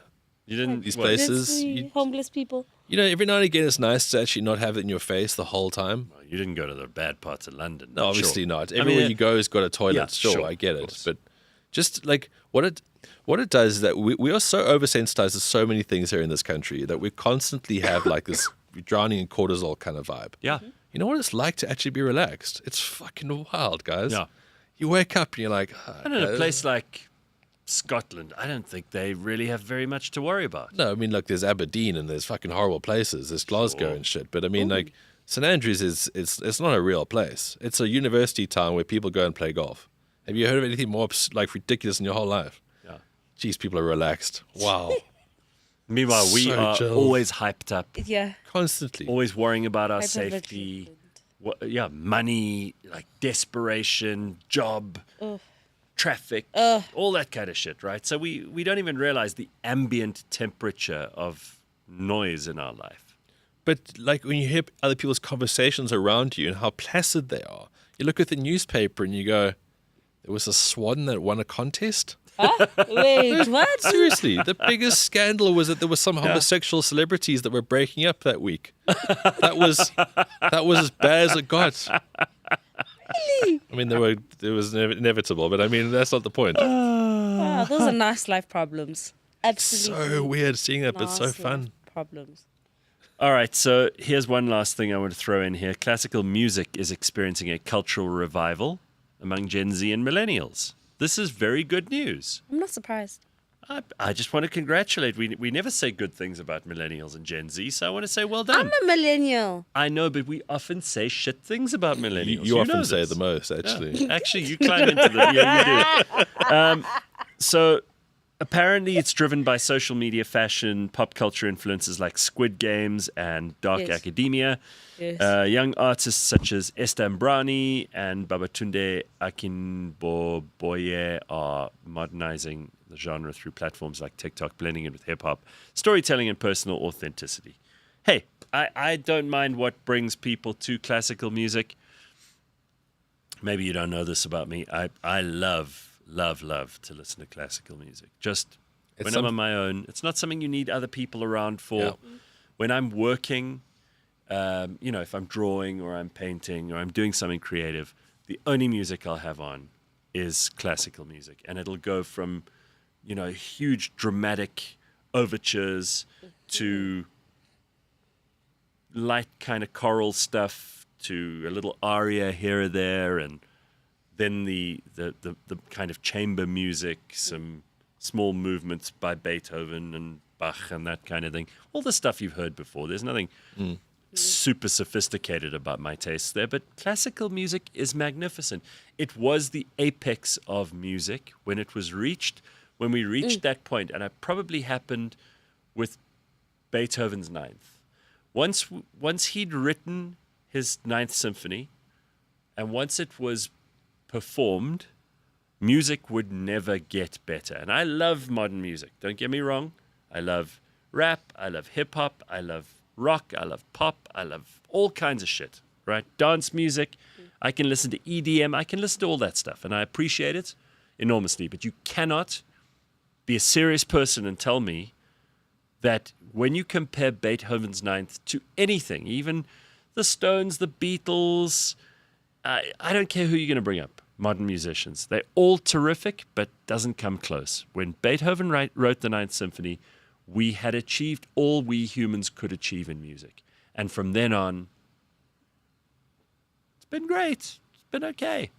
But see, the thing about all that, it allows you to feel something. So I can imagine, like, with the Gen Zs and all these people, it's like they don't feel a lot. No, look at the face. Did you see that? Because I hate the classification. I hate the classification. I think we're all humans. We're just different ages. Jesus. But there's so little in this world nowadays that allows you to really feel something. Yeah. Again, I keep harping on it again. The Bogan theory is about feeling something because the base is low. Sure. So if you are bombarded with shit that keeps you on like a very basic level, when you have classical music, it hits you like a fucking ton of bricks. It's like when you see something that's incredibly beautiful, like architecture. Yeah. It's one thing to see a nice handbag or someone's got a fucking nice hairstyle or some shit. But when you stand, it's like I was standing by the Tower of London and just like quantifying what happened here and why it was built here and obviously being on the Thames River and all this kind of thing. For 10 minutes, I didn't have to talk. I was just grabbed by something that was created. I felt something. You don't see that on looking at a fucking building nowadays. No. Because it's built for purpose and function. Yeah. When something grabs you in your life like that, it's so beautiful. I couldn't agree more. So there we go. Congrats. We seldom get to congratulate millennials and Gen Z on this show. I want to take this moment to thank you guys for leveling up. Yeah. I mean, this is impressive. Classical music is making a return. I'm happy. How superb. I'm happy. Huh? I should have known that we eventually going to get you when the Gen Zs found out about Missy Elliott. Oh, yeah. I should have known. And they did. And Missy Elliott, let me tell you, there's nothing wrong with discovering her. Yes. I was always a big fan of hers. Is it worth it? Let me work it. I put my thing down, flip it, and reverse it. And then you know what that is? That it's yup, and then the plan yet. That's actually the reverse of what she's just said. Exactly. Yeah. She's very literal. That's the nice thing about Missy Elliott. But that was a craft. Even that was a craft. Yes. Right? You got to have. Love her. Anyway, that's all we got time for today, everybody. So have an excellent weekend. Ben has given you a smorgasbord of sport to indulge in. It's a great sporting weekend. It really is. The hell was that? James has fallen off his chair. What are you people doing? All right. So the producers, all their work comes in right at the end of the show when everybody logs off. So. The video of the week. I'm going to try to put this hat on because as much as you people are very... is it very sore to put a hat on? Yeah, it's not great, but I've got to wear a hat in public because, I mean, I don't mind you guys looking at me funny, and because there's context on the show, I'm not going to walk into a shop like that. No. It's going to be a bit weird. But no, I've got a huge fucking head, and this thing is on... Like, yeah, you have a very big head. We've often spoken about it's on the biggest it can go on the back, and it's kind of on... Kind of cool. How does that look like it's on my head? Yeah, it does. Oh, just before we go, this is also, I had a little robin in my bathroom this week. Have you got that picture? I had to release it. A bird. A bird. Little An robin. actual bird. Yeah. Very in cute. your bathroom. I know how you feel when a bird gets trapped in a room. But I went in there and I spoke to it nicely. That was not the robin. That was someone's screensaver. Fuck it, James. I did not have a baobab tree in my bathroom. Baobab in his bog. Anyway, I helped this little robin out. They're very sweet little birds and very cute, very pretty. And I think it's a sign that we're about to have a very good winter. Yes, we are. I'll take any sign. Or just a good day, I Gareth. have made a big...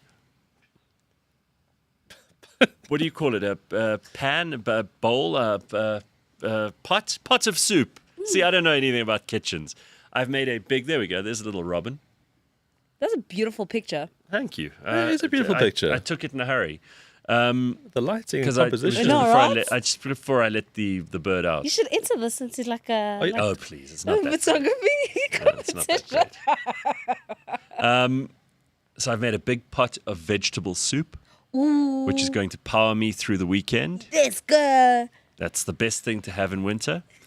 And what protein are you having with that, but? Well, protein, no protein, but just the veggie soup. Then it's not a meal. There's no chicken in your veggie soup. There's no... No, I don't. What do you want? Do you just want to fart? No. Like, it's going on? No, guys, like even like you know what? some like bones in there. I'm just not for one the of those broth. people It who's going to say, I'm helps. going to bring you some of my soup because I'm not I don't want your fucking I'm not vegetable schlepping soup. fucking Yeah, Tupperwares but around. like, come on. It's that good, okay? It's the best. It's just the best soup you'll But ever we're eat. judging you both. It's an incomplete meal. Then make your own fucking soup with whatever you wanted. It's an incomplete meal.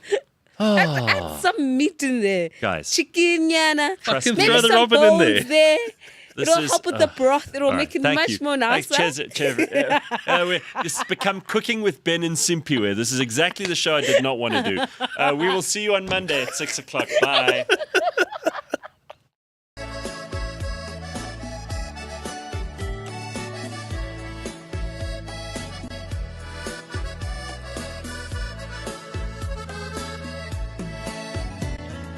Zonder het te weten droomde ik van jou. Zonder het te weten was ik heel de nacht bij jou. Nooit zal ik die nacht meer vergeten.